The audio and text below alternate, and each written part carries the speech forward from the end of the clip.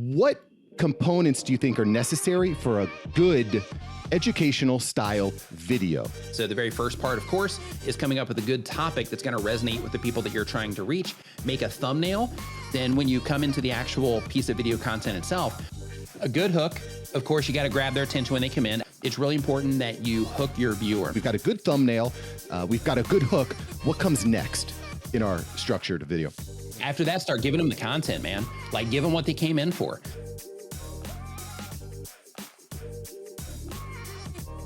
Ladies and gentlemen, welcome to the After Hours Entrepreneur. Super excited for today's show. We're joined today by someone who's actually played a pretty instrumental part in the growth of my YouTube journey, which we just hit 1,000 subscribers.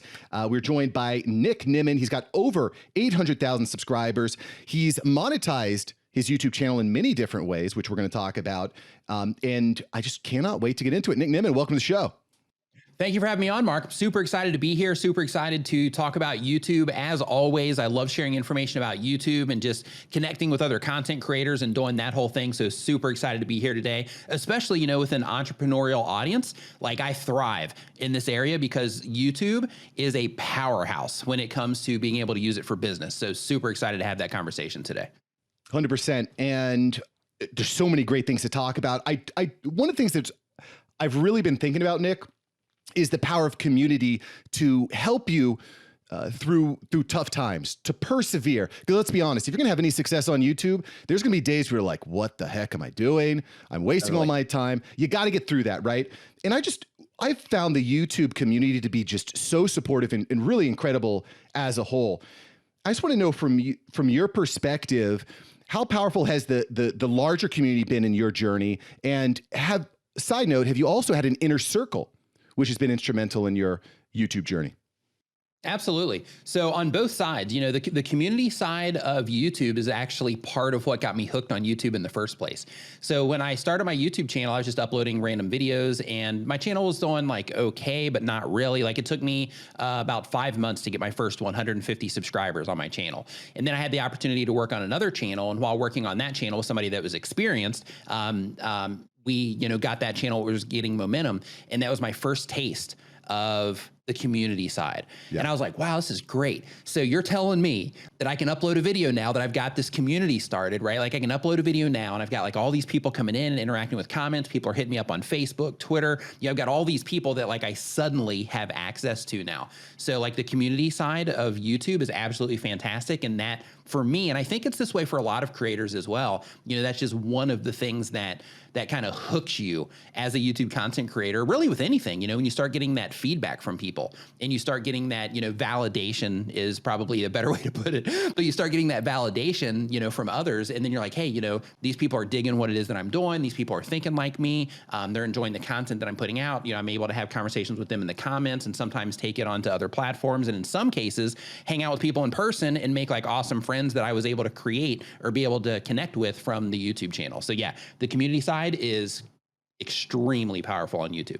And extremely supportive. And I was just talking to Nick right before the show here.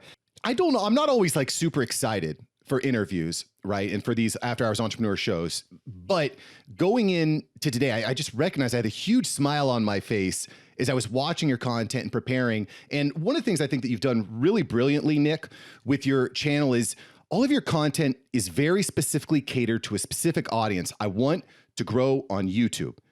And there's different reasons why that is. But I just kind of want to break it down for anyone that's maybe a little bit newer. They're a business owner, a creator. They're trying to get a little bit more speed on YouTube, okay? What components do you think are necessary for a good educational style video? An educational style video. I want to teach someone how to execute something. What are the components of a successful video? A good hook. Of course, you got to grab their attention when they come in. Actually, let's start at the very beginning. So the core, or you got to be able to get them to click before you can actually deliver your content. So the very first part, of course, is coming up with a good topic that's going to resonate with the people that you're trying to reach. Make a thumbnail that, instead of, having that thumbnail necessarily featured on you or having a bunch of unnecessary text in your thumbnails, things like that, just focusing on imagery that's going to help the people that you're trying to connect with understand at a glance, and this is a really important part, understand at a glance that the content that you're making is something that they're interested in. An example that I like to give for for this is, for somebody that talks about baseball, even if they're not showing games or anything like that, if they're just talking about baseball, if they have a thumbnail and in that thumbnail, it's them, or it's, something that's kind of unrelated to baseball, like a bunch of, text about them or, their own branding or whatever it happens to be. And they put that out there. So the baseball enthusiasts that they're trying to reach, they're going to just glance right over that because it's not going to grab their attention. They're not going to see that as something that they're already interested in. But if they instead use baseball imagery, even if they're sitting in an office talking about baseball, they're not on a field, anything like that. But if they use baseball imagery in their thumbnail, that helps the people that they're trying to reach identify that that content is something that they might be interested in. So because of that, you have to make sure that you do those types of things as well as a compelling title. But once you get them to click, then when you come into the actual piece of video content itself, it's really important that you hook your viewer. And what that means is you grab their attention and you let them know that basically you're not clickbaiting them. You let them know that you're in the right place and you let them know what it is that you're going to be taking them through in the video. So you can do that through either introducing, a story at the beginning or just simply saying, I'm going to be showing you this, or I'm going to be teaching you this in the video, or by the time you're finished with this video, you're going to know how to XYZ. So the idea is just putting that hook in there so that people know what to expect, but also so that they can confirm that what they clicked on is what they're actually going to get for the people that are not familiar with you already. But before we move on, Nick, before we move on to the next part, I want to just ask you a quick question about the way that you execute on hooks. When you complete your hook, or when you create your hook, are you being really SEO considerate? Meaning, are you using specific keywords in the hook? Are you just repeating the same things in your hook that are in the title of the episode? I mean, I don't want to go super deep here, but I'm curious how you see that. Yeah, so when it comes to my content, some of it I target for SEO, some of it I don't care if it ends up in search or not. Yeah. So the thing with YouTube is that a lot of content creators, especially if they're like just getting started on the platform, because there's tons of information out there about how to get views. And one of the easy ways that you can get views on YouTube is targeting YouTube search, because people are actively looking for your content. So it's relatively easy to get a response off of YouTube search. The challenge when it comes to YouTube is being able to scrape the same amount of views off of a homepage or off of the suggested videos. And that's a totally different approach that you take, because in that particular case, when the homepage loads up, let's say they come onto YouTube to watch one of your episodes. Well, in that particular case, they come onto YouTube to watch one of your episodes. Well, I want to grab their attention and pull them into my video, right? While they're coming here, you get them to log on, but I want to grab their attention when that homepage loads. So because of that, it's really important to make sure that you're targeting YouTube search, because it's extremely powerful. And depending on what it is that you're trying to do with your channel, it can be extremely consistent traffic if you can get your videos to show up there. However, it's also important to make sure that you're trying your hand at the recommendation features as well, because that's where a majority of the traffic is on YouTube. For example, if you were to put out a video right now teaching people how to do whatever it happens to be that you teach people, then in that particular case, let's say that you're teaching people about, fishing, then in that particular case, if you said something, or if you frame the video for YouTube search and it's something like, like how to, thread a line or whatever it would be, then in that particular case, when you publish that video, if you target it toward YouTube search and you're not being that compelling, so that it's not really appropriate for home pages or for suggested videos, then what happens is within the next like 24 or 48 hours, sure, you can get some views from that. And even if it's a high volume search term, unless it's something that's like trending, something major, the amount of views that you're going to get on that particular video are going to be relatively limited at the time of publish. However, in the recommendation features, your videos can blow up in a 24-hour period or a 48-hour period compared to what it is that you get in search. So when you're putting your content strategy together, I know we're going a little bit off topic here, so we'll bring it back, but when you are putting your content strategy together, it's important to make sure that you're considering those things. So for example, like I'm putting together this affiliate video and I'm doing it for the sake of driving revenue. And because of that, I want to make sure that that revenue is relatively consistent. So I'm targeting search for this one.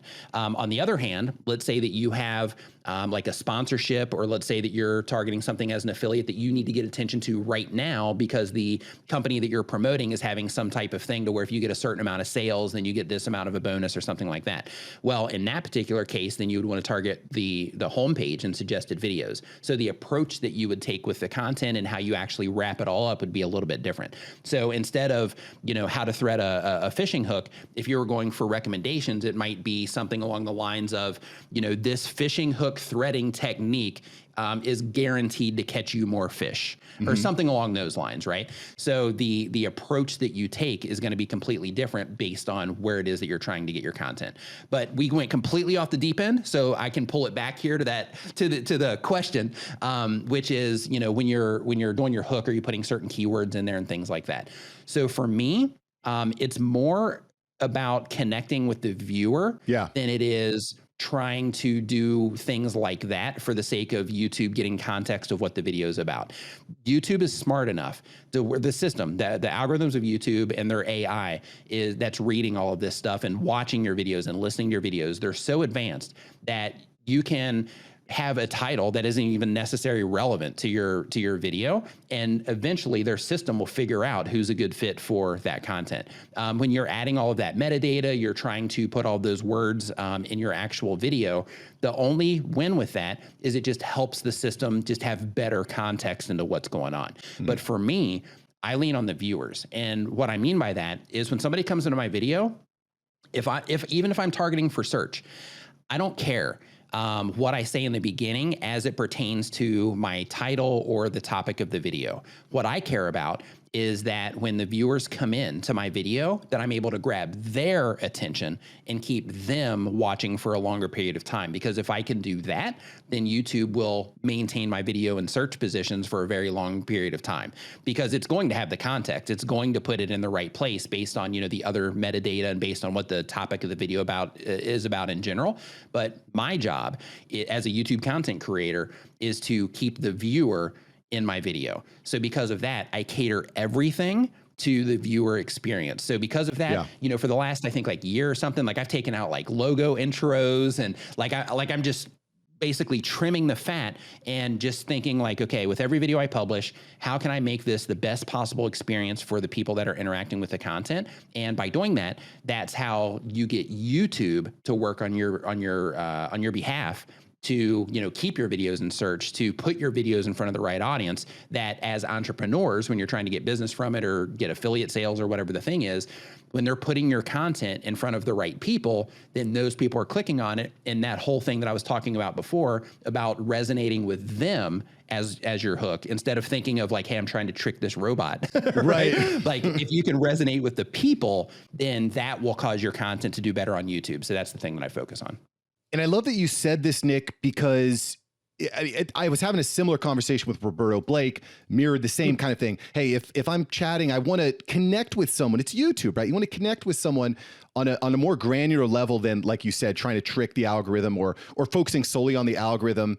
But I do think there's a fine line between making sure that your show is searchable and findable, but also not being so obsessed with that you forget about what YouTube is about. That's connecting with people on a powerful level. Okay, cool. So back to kind of how to structure this educational video, right? So we've got a good thumbnail. We've got a good hook. What comes next in our structured video? After that, start giving them the content, man. Give them what they came in for. So, the idea, when you are wanting people to watch your videos for a longer period of time, or just have a good experience so that they like your video, they comment, they subscribe, they come back, they want to watch more of you, and that you become their go-to person. The idea there is that you just focus on them. So because of that, after your hook, just get right into the content. Now, of course, in some cases, you're going to want to, start to build up a little bit of a story there. Maybe you put in some pain points, hey, have you ever, when you're trying to, thread your fishing hook, have you ever run into this problem to where your fingers is too fat and big? Well, I'm going to show you how to get around that here later in the video by cutting off your fingers. But, the idea is that you just kind of build up a little bit of a story to where they can, resonate a little bit deeper. You can do that as well. But for me personally, I just get right into it. But, the part about touching those pain points, that can be really effective though, because then you have people that are watching the video and they're like, yeah, I feel that. Yeah, my fingers are fat. Yeah, like when I'm trying to thread my fishing hook, like I get it. Sometimes maybe I've thrown back a few many while I've been on the canoe, and it's just hard getting that. I can't even. I'm seeing like 8 different fishing hooks. I'm trying to get this thing in here, right? But basically, being able to relate to your viewers in that way is really powerful. And then building up, like, these are all the problems that you're having.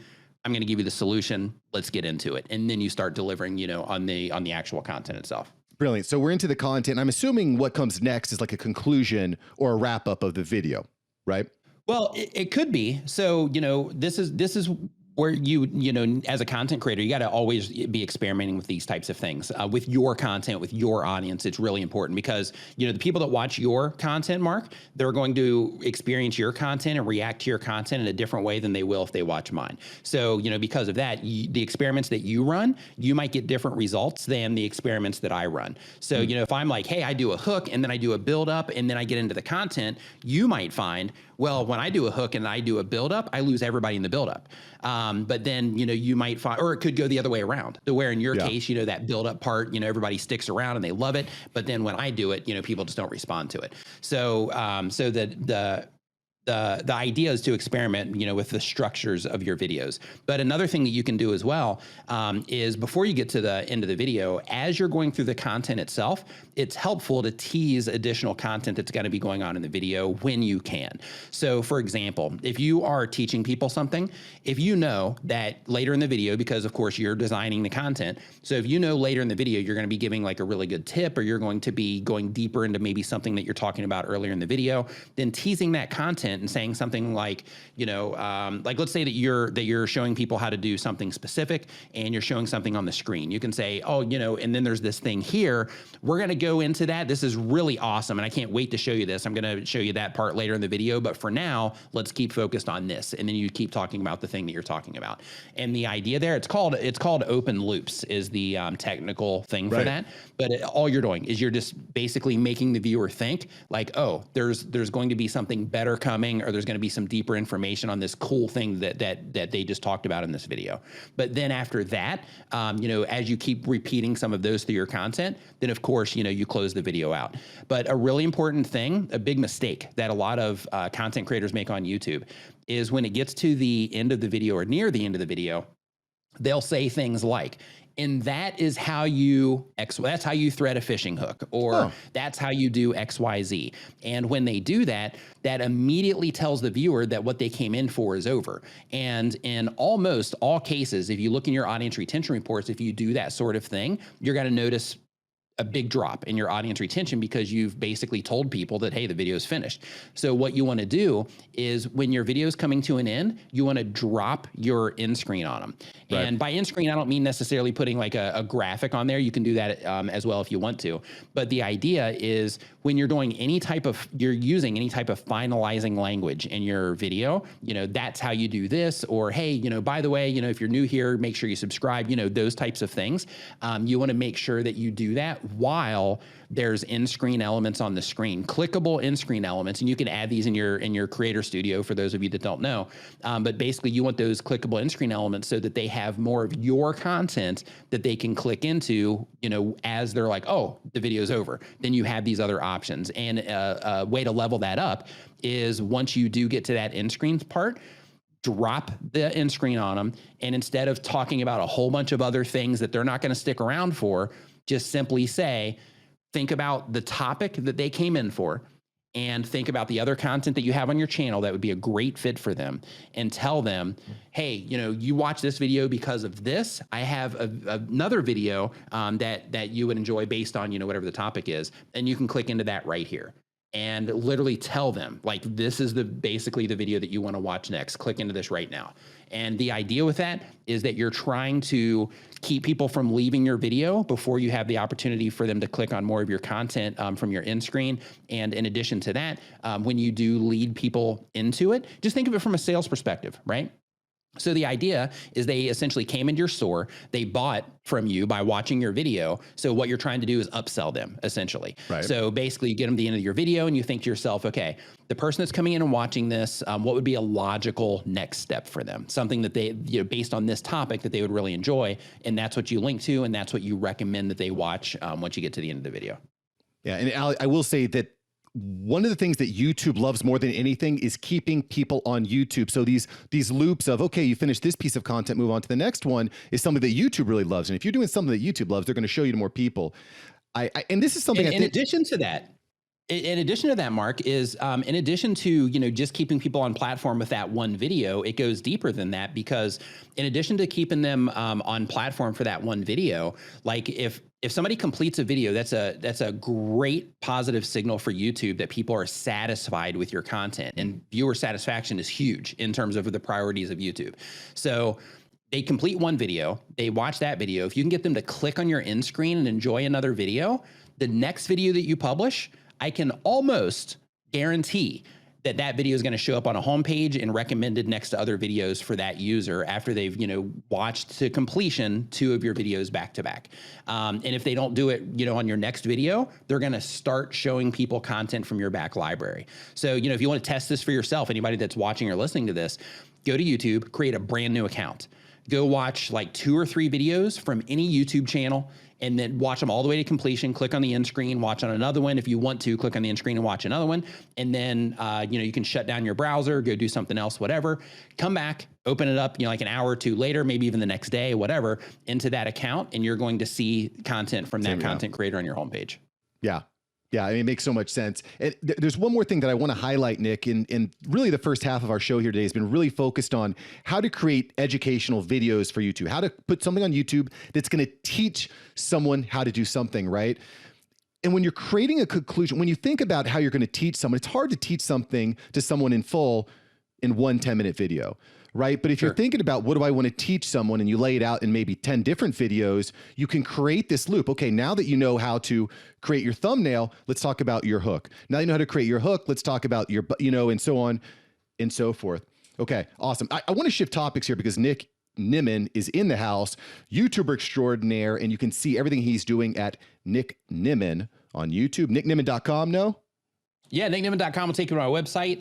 If you want to check out the YouTube videos, then just go to Nick Nimmin on YouTube, or just search for the name on either Google or YouTube, and it'll pop up. The YouTube channel, they rank higher than I do, unfortunately, for my for my name. So, well, that's because that's where your bread and butter is, and that's what we're talking about. Yeah. And I do want to talk a little bit about I want to talk about repurposing. We got to talk about repurposing. That's what I'm obsessed with. That's what all the after hours entrepreneurs are obsessed with. Better content, less time, and something Nick has been really diligent about is producing a live show every Saturday at 9 a.m. Eastern. It's Eastern, no? Yes. Yeah. Yeah, 9 a.m. Eastern. So I tune in occasionally. So every Saturday at 9 a.m. Eastern. And then what you're doing is you're repurposing that live show and creating smaller micro clips. And this is something I think is really, really prolific. The challenge, though, Nick, I think, is when you're hosting your live audience is going to want a different experience than your post live audience, right? The post live audience doesn't care that you're communicating with John Smith and the audience. They just want to, they want the book. So how do you structure your live show in a way that is extremely engaging for your post live audience? What are you doing? Give me a couple takeaways. So I don't live stream for the sake of repurposing the content. I repurpose the content because the live streams make it possible. So that wasn't something that's intentional. It's just something that after a period of time, people kept saying, hey, I would love to hang out in your live streams, but I don't have the time. I would love to, get some of this information, because on my YouTube channel, everything is extremely targeted. I make sure that I'm getting in front of the right audience, all that stuff. My live streams, I answer question after question after question after question. I have a form that they fill out. I do it all for free. Super chats go to the top of the line, of course, but basically, like it gives people the opportunity to get customized questions customized answered based on the things that they're dealing with on their YouTube channels. So because of that, it just happened to work out in my case that each question can essentially be turned into a piece of video content. The entire live stream can be turned into a podcast, which I'm not as committed to that as I should be. I have like a handful of them up there, but I should be way more committed to that, but I'm just not. But you need to talk to me you need to talk to me and my team over here, Nick. We got your back. We'll help you out. Yeah, we do actually. We need to have that conversation. Totally. Absolutely. because I need help on the clips too. But the idea though is that, you know, since I do answer those questions for 3 hours straight during my live streams, then that gives me tons of additional content that I can use. Sometimes if I'm like, hey, you know, I've been busy and I haven't had time to make content, then I'll just grab one of those clips and I'll even publish it on my main channel. I'll make it a little bit more appropriate for the main channel with more B-roll graphics, you know, things like that. And I'll typically edit those just so I can make sure that they're, you know, right for the channel. But, you know, what's funny is I can spend, you know, the time setting up all the lights and doing all the stuff to make, you know, like a good piece of dedicated video content on a topic.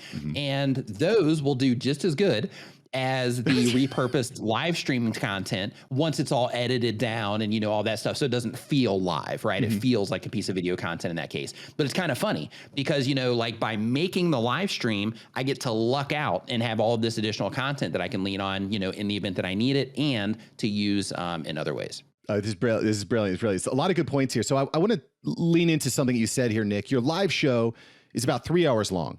Right? Not a lot of people have 3 hours to go in and hang out. You know, maybe people pop in for 20 minutes here, 15 minutes there, hour here, what have you. But there's going to be certain points I find throughout the course of a live event. I host a lot of events on Clubhouse, for example, but there's certain points during an event where I'm like, whoa, that was big. That was something that I think people would really love. Do you like make a note to yourself or send an email to an assistant or something? How do you, or do you just kind of put it in your mental Rolodex? How are you thinking to yourself, okay, this 10-minute clip is going to be fire. I got to put this out there. Do you have any ways of executing on that? None of the above. No. So basically what I do there is I have somebody that goes and they watch the live streams after.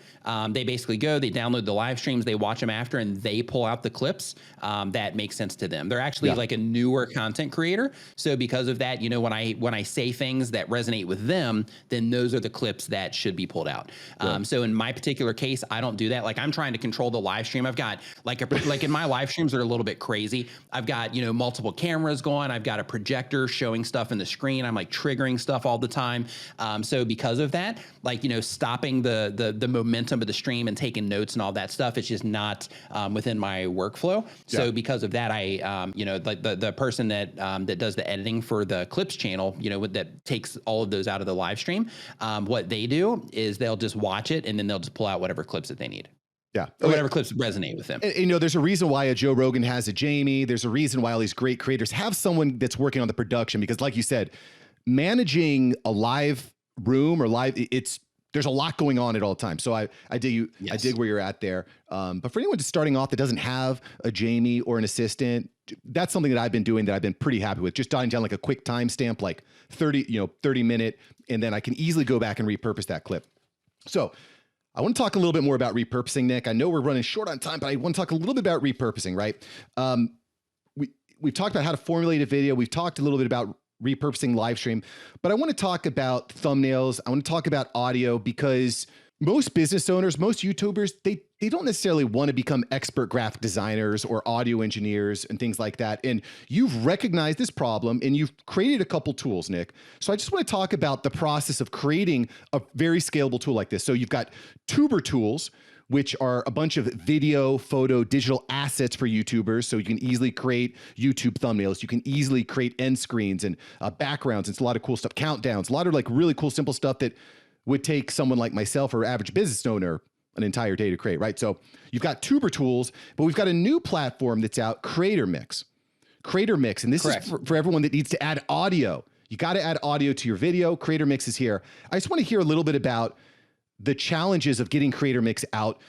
You know, so first tell me exactly why you felt Creator Mix was important, Nick, and then tell me what was the biggest challenge you had to overcome to get Creator Mix out here for the public. So in terms of what Creator Mix is a free music resource for anybody that is uploading content to YouTube, to Twitch, to Facebook, to LinkedIn. Basically, we're just giving away music. And the reason that we made it is because right now on YouTube and just on the internet in general, there's this huge plague of just copyright strikes going out all over the place, people having to deal with all this copyright stuff, people using music from places thinking that it's going to be safe, but then it ends up not being safe. They get claimed. The person that does the claim ends up taking the ad revenue from the videos that they claim, things like that. And because of that, we just saw a huge hole. And we're like, how can we, kind of help fix this problem? Because there's some awesome paid services that people can use to where, they pay a monthly subscription fee. But, if somebody's just getting started on YouTube or just in this whole social media thing online, the amount of money that you have to spend on, all these different tools and just subscription services and things like that, like a lot of people just don't have it. So, they either don't have it or, they have, just other things they need to spend money on, but they still need great royalty-free music that they can use in their videos. So because of that, my brother and I created Creator Mix in order to solve that problem. So people can download it, use it in their videos. They can live stream and stream the music in the background while they're doing their live stream, and they don't have to worry about all those things. Yeah. I just want to say I love that you're working with your brother D on this, but to your point, I never know what's copyright free or not. I never know. So it's a real problem that you're solving here. And to know that I can go somewhere and I have the promise that it's copyright free is like, I can wipe the sweat off my brow. And before I want to go deeper on this, but I just want to give you a little bit of context here. I have a friend who's an attorney, and I worked with him on doing all this stuff. And I'm like looking at thousands and thousands of dollars for contracts and agreements and all this stuff. So like a place that I can go for free and it's hassle free. Okay, cool.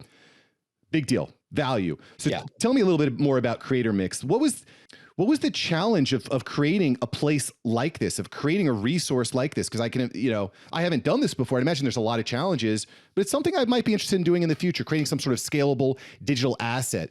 What was the biggest challenge to overcome? So in the scenario with Creator Mix, fortunately, just skills that, my brother and I have had from our past lives, it hasn't actually been a difficult project. So, we're both, into music. Just through connections for both of us being into music, getting content, actual music that we can have the rights to or that we actually pay them to make, having all of that wasn't a problem. Making the website wasn't a problem because we know how to do that.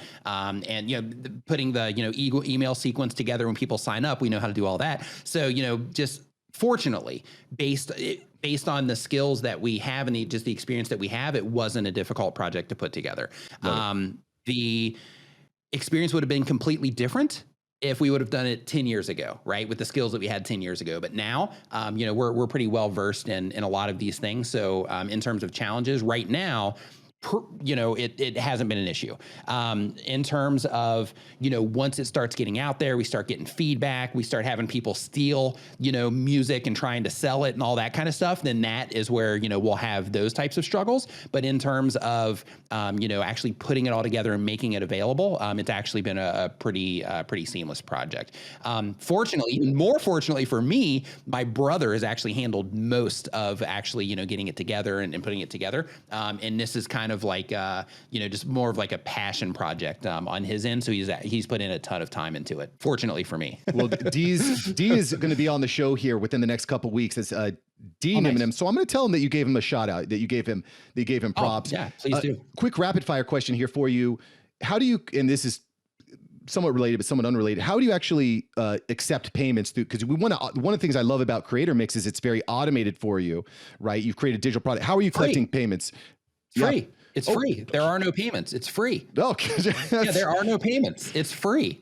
It's legitimately free. We don't have a premium service. Like, it's legitimately free. You go there, you create an account, and you can download the songs and use them freely in your content. I have the big note here. It's free, but it's hard for my head to wrap my head. It's hard to wrap my head around free. So let's look at Tuber Tools then, which is a paid for service. Yes. How are you collecting payments with Tuber Tools? Yeah, so with Tuber Tools, there's two versions. One is a front-end store to where you can buy items a la carte, and then the other side is a membership area to where you get updates, on a regular basis. We update 3 times per week into there with new assets. And with the front-end store, we basically do that through Stripe and PayPal, and with the membership, we also do that through Stripe and PayPal. Okay, cool. Again, it's just a personal, listen, I got Nick Nimmin on the show. Sure. I want to pick the brain a little bit. All right, cool. So before we get into the overrated, underrated section, Nick, there was one more question I wanted to ask you. There's been a lot of talk in the media about, the way that social media platforms are handling creators and things of that nature. I'm just wondering, I love YouTube. I'm big on YouTube, second largest search engine on the internet. Do you think there's any real threat out there? Is there any other video hosting platform that you think's a threat? Anything that you're looking at? Not even close. So like a lot of people will say like, oh, TikTok's a threat, but they're not. So it's a totally different type of viewer that's over on TikTok. TikTok has its own purpose. YouTube is trying to, kind of absorb some of that audience with their shorts. But the thing that YouTube has that TikTok doesn't is the discoverability side. Like, for example, if I want to watch a video about anything, in order to access that video on TikTok, I have to have the app, I have to open the app, I have to go into my phone to find it, and I have to go through that whole process. To lead me into YouTube, I can open the app in my phone. I can Google something and I'll get led in that way. I can look for something on Yahoo or Bing or any other search engine. As long as they have video results, they're usually primarily YouTube results, but they also mix in some other platforms too. But anyway, you can also pull traffic from those. In addition to that, people can embed your YouTube videos, and you can embed your videos and put them on your own website as well. And then optimize your own website if you want to go that route in order to be able to tap into search for that one. So just the discovery options on YouTube are just crazy. And in addition to that, the algorithm itself, how everything works on YouTube, it's excellent. So like a lot of new content creators who don't understand it, they'll look at it and they'll think like, hey, why isn't YouTube showing my videos to people? But the reason they're not showing your videos to people is because you just haven't gotten your stuff yet to a competitive level for everything else that's on there. So that's why you're getting, less impressions, or the videos that you're putting out, people just aren't clicking and watching at the rate that they should in order for it to be competitive enough for them to keep showing your content a lot to people. So because of that, in terms of YouTube, I just think that it's going to be here for quite some time. I don't know how long, but I think it'll be here quite some time. And I don't think that as of right now that there's any real threats. It's actually kind of funny that you brought this up, because Amazon Live and Amazon Video is something that a lot of people have hopped on recently because, it's just an easy way to make money right now. So basically what that is with Amazon Live or with Amazon Video, if you are in their influencer program, you can make videos for any of the things that you review or any things you buy. You make just a little short video that reviews it or just kind of highlights it, and you upload it to Amazon. And if somebody watches your video before they make a purchase, then you'll get a commission. So some people are making like good money. Like I had a friend of mine, Dan Courier from the YouTube channel Creator Fundamentals. I think he's made like $20,000 over the course of just like a couple of months, maybe 3 months, maybe 4 months, but he's made like a decent amount of money over a short amount of time with hardly any effort. He's made a bunch of videos on his phone. Wow. I don't even think he uses voice in them. Yeah, so people are doing that. But the funny thing is people are like rushing over there, right? When this whole thing opened up, people are rushing over there like, oh my gosh, this is great. It's like, the promised land. But now already there's problems where, they're limiting, how they're, showing content, they're prioritizing different types of content and things like that. And, people are already being impacted there. So, the way that YouTube has built their foundation, and just in terms of, the culture of YouTube, which other platforms also don't have yet, TikTok probably will, but just the culture of YouTube is so thick that that by itself is hard to compete with. But in addition to that, though, just the discovery mechanisms that lead people into YouTube to where you can, get your content shown there is pretty crazy. Well said. I think this is going to be a micro clip right here talking about Amazon versus YouTube. Very, very interesting. And I know just anecdotally, when Joe Rogan left YouTube to go to Spotify, I consume a lot less Joe Rogan now, because I was consuming him on YouTube. So I think that, are you looking for the long-term, I guess, value of a consumer, or are you looking for a quick dollar? And there's always a balance there. Yeah, and you can get it all on YouTube. Yeah. Like on TikTok, you have like the quick vertical videos and like that's it. But on YouTube, you can go there and you can watch a 60-second clip and be entertained by that. You can watch a 5-minute video and learn how to do something awesome. You can watch an hour-long, podcast or interview or training on something. Universities upload lectures to YouTube, but they can't do that on some of the other platforms. So, just all of the different things that they offer, it's like they're going to be here for quite some time. The only thing, in my opinion, that would get in their way is in some type of legal thing, to where, they're like, hey, we notice YouTube is doing this, so because of that, they have to change something that kind of breaks all of that. But for now, I think that, long-term YouTube isn't going anywhere anytime soon. Yeah, I'm with you. And yeah, I mean, it'll be interesting to see how social media platforms are handled as far as their responsibility for the content that they're approving, pumping out. We'll see. I don't know. That's probably a conversation for another day.